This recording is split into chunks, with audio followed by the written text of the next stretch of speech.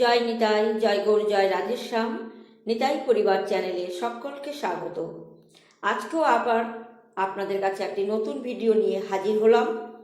আজ অত্যন্ত গুরুত্বপূর্ণ বিষয় নিয়ে আপনাদের সাথে আলোচনা করব। পূজা অর্চনা করার সময় আপনাদের সাথে অনেকের সাথে এই জিনিসটি কখনো না কখনো হয়ে থাকে। পৃথিবীতে অনেক মানুষ আছেন যে পুজো করার সময় বা প্রার্থনা করানোর সময় চোখ দিয়ে অনবরত অশ্রু পড়তে থাকে। আমাদের মধ্যে অনেকে এই বিষয়টি জানি না বা জানলেও এড়িয়ে যায় যে শুধুমাত্র প্রার্থনা করার সময় বা পূজা করার সময় কেন চোখ দিয়ে জল নির্গত হয়। এরকম আশ্চর্য ঘটনা কিন্তু সবার সঙ্গে ঘটে না, এটি কিছু সংখ্যক মানুষের সাথে দেখা যায়। যদি আপনার সাথে এরকম ঘটনা ঘটে থাকে তাহলে আমার এই ভিডিওটি মনোযোগ সহকারে সম্পূর্ণ দেখুন, কারণ এর মধ্যে লুকিয়ে রয়েছে সব থেকে বড় রহস্য। জানলে আপনি অবাক হয়ে যাবেন। এবং এই অশ্রু বা চোখের জল জীবনে কত বড় সংকেত দিচ্ছে, কোন দৈবিক শক্তির কৃপা আপনার সাথে রয়েছে, সেটা এই ভিডিওটি দেখলে আপনারা জানতে পারবেন।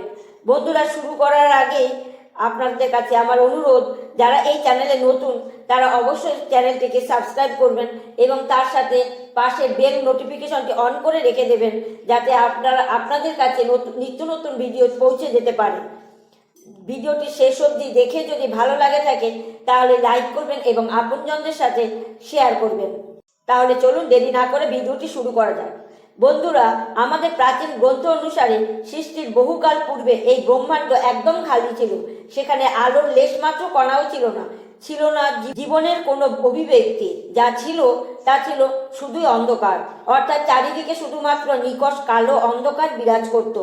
তারপর একদিন হঠাৎ করে এক বিশাল শিবলিঙ্গের প্রকট হয়, বা বলতে পারেন শিব এবং শক্তির মিলন ঘটে, এবং এর প্রভাবে সমগ্র বিশ্ব চরাচর শক্তিতে ভরে ওঠে। এরই কিছু সময় পর এই বিশ্ব ব্রহ্মাণ্ড প্রথম পদার্থের সৃষ্টি হয়, এবং তারপর জীবনের জন্য অতি প্রয়োজনীয় পদার্থ যেমন জল, ধাতু, অগ্নি, বায়ু প্রভৃতির সৃষ্টি হয়। তাই তো বলা হয় এই ব্রহ্মাণ্ডের প্রতিটি কণায় ভগবান শিব বাস করেন। এই বিশ্ব চরাচরে এমন কোনো স্থান নেই যেখানে ভগবান শিব থাকেন না। ব্রহ্মাণ্ডের কণায় কণায় থাকা অসীম শক্তি হল দেবাদিদেব মহাদেব। শিবই হলেন আদি, আবার শিবই হলেন অন্ত।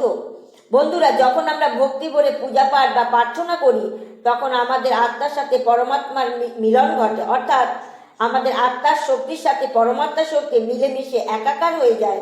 ঈশ্বর হলেন সর্বব্যাপী, তিনি সমস্ত নির্জীব এবং সজীব বস্তুর মধ্যেই রয়েছে। আর এই কারণেই যখন আমাদের অন্তরাত্মার সঙ্গে সংযোগ স্থাপন হয় তখন ঈশ্বর আমাদের কিছু সংকেত দিয়ে থাকেন। এই সংকেতগুলি আপাত দৃষ্টিতে খুব সাধারণ হয়ে থাকে এবং মানুষ খুব সহজে এগুলোকে এড়িয়ে যায়। কিন্তু আমরা এই সংকেতগুলি অর্থ জানি না বলে বুঝে উঠতে পারি না যে ঈশ্বর আমাদের কি সংকেত দিচ্ছেন। সর্বব্যাপী ঈশ্বর সমগ্র জীব জগতের আত্মার মধ্যে বসবাস করে। তাই আত্মার প্রবণতা হলো আর পরমাত্মার সাথে জুড়ে যাওয়া। যখন আমরা পূজা অর্চনা, জপ, ধ্যান ইত্যাদি আমরা করি তখন আশেপাশের পরিবেশ ধনাত্মক শক্তিতে ভরে যায়, আর তাই আমরা সেই সময় মনের মধ্যে অদ্ভুত শান্তি ও প্রসন্নতা অনুভব করতে পারি। এমনকি দুঃখের পরিবেশও সুখে পরিণত হয়। আপনি যতই মানসিক দুশ্চিন্তা থাকুন না কেন, সেই সময়টা অত্যন্ত সুখ এবং শান্তি অনুভব করতে পারেন, কারণ এই ধনাত্মক শক্তির প্রভাব এতটাই হয় যে কেউ যদি পড়াশোনা করার সময় মা সরস্বতী চিন্তা করে তাহলে তার চোখ থেকেও জল ঝরতে থাকে।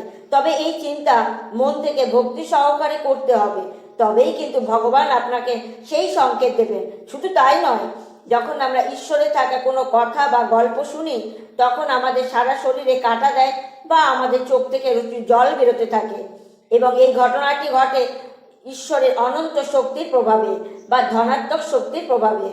এর প্রভাবে আমরা ঈশ্বরের প্রতি বিশ্বাস আরো দৃঢ় হয়ে যায়।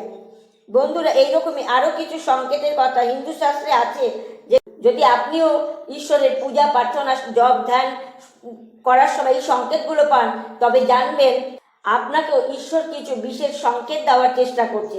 এবার এই সংকেতগুলোর কথা মন দিয়ে শুনুন।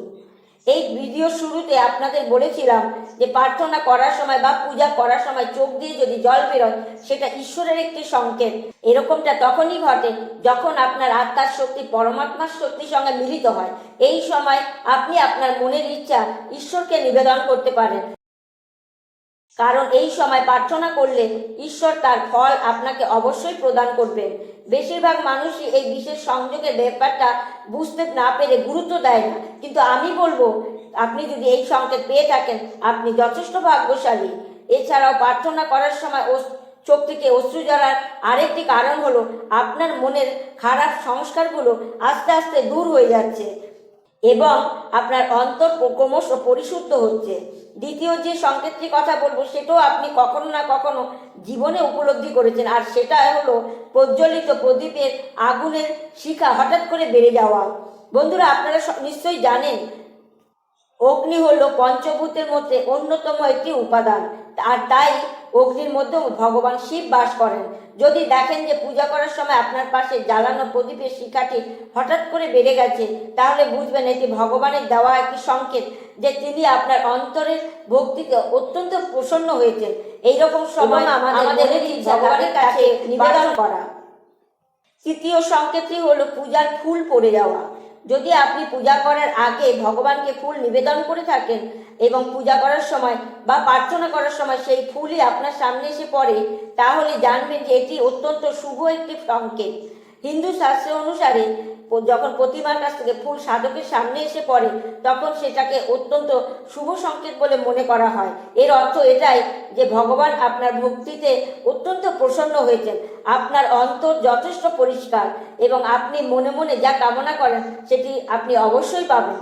চতুর্থ সংকেত হলো পূজা আরাধনার সময় বিশেষ মাতার দর্শন। যদি আপনি ভগবান প্রার্থনা করার সময় আপনার চোখ মহাদেবের পূজা করে থাকেন, গোমাতার এরকম যদি আপনার সাথে তাহলে গোমাতাকে কিছু খাদ্য বলে মনে করা এবং আপনার মনের যদি আপনি কখনো তাকে নিঃসন্দেহে জানিয়ে থাকেন তাহলে অনুদান করে এই সংকেতগুলি শুনতে হয়তো আজ সাধারণ লাগতে পারে, যদি এর আদি ভালো লেগে থাকে অপরিসীম। যদি কিছু শিখতে পারেন তাহলে একটি লাইক করতে ভুলবেন না। আবার দেখা হবে পরের আরেকটি ভিডিওতে। ততক্ষণের জন্য ভালো থাকবেন এবং হরিনামে মগ্ন থাকবেন। রাধে রাধে।